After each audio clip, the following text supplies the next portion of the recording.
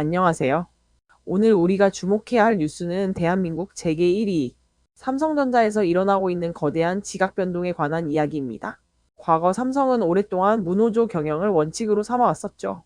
2018년 처음 노조가 설립되며 그 원칙은 깨졌지만 지금 삼성전자는 그보다 더 강력한 창립 이래 한 번도 가보지 않은 새로운 길 앞에 서 있습니다.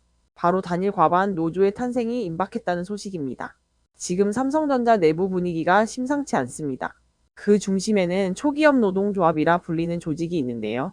지난 1월 11일 업계 소식통에 따르면 삼성전자 초기업 노조의 가입자 수가 9일 밤 11시 기준으로 무려 54,657명, 54,657명을 기록했습니다. 이 숫자가 얼마나 놀라운 것이냐면 작년 말일인 12월 31일에 5만 명, 초반대였던 숫자가 불과 2주도 채 지나지 않아 4,000명 가까이 급증한 겁니다. 이런 폭발적인 증가세가 계속된다면 빠르면 이번 달, 늦어도 2월 중에는 삼성전자 역사상 최초로 과반 노조가 탄생할 것으로 보입니다.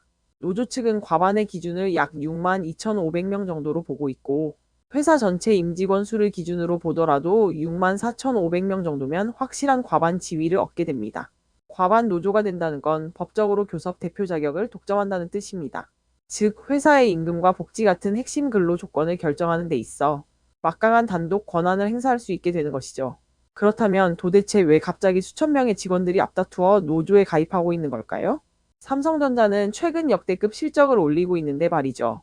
아이러니하게도 노조 가입 폭증의 원인은 바로 그 실적과 보상 간의 괴리에 있습니다. 현재 노조 가입을 주도하고 있는 것은 삼성전자의 핵심 반도체를 담당하는 DS 부문 직원들입니다. 전체 가입자의 약 80%가 바로 이 DS 부문 소속인데요. 특히 메모리 사업부 직원들의 가입률은 이미 60%를 넘어섰습니다.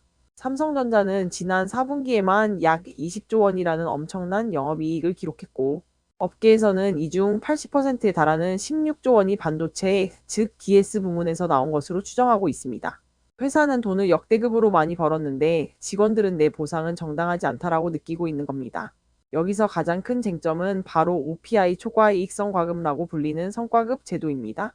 직원들은 회사가 성과급을 계산할 때 사용하는 공식, 즉 EVA 경제적 부가가치 방식의 문제를 제기하고 있습니다. EVA는 영업이익에서 세금이나 투자금 같은 자본 비용을 뺀 나머지 금액을 기준으로 하는데요. 쉽게 말해 영업이익이라는 숫자가 아무리 커도 회사가 설비, 투자 등으로 돈을 많이 썼다고 하면 성과급 기준이 되는 EVA는 낮게 나올 수밖에 없는 구조입니다. 직원들은 이 계산 방식이 불투명하다고 주장합니다. 게다가 경쟁사인 SK하이닉스와 비교하면 불만은 더 커집니다.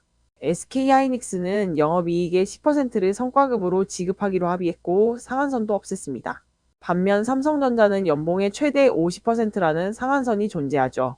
경쟁사는 영업이익 따라 시원하게 주는데 우리는 복잡한 계산식을 들이대며 덜 준다라는 인식이 퍼지면서 결국 반도체 직원들이 대거 노조로 몰려가게 된 것입니다.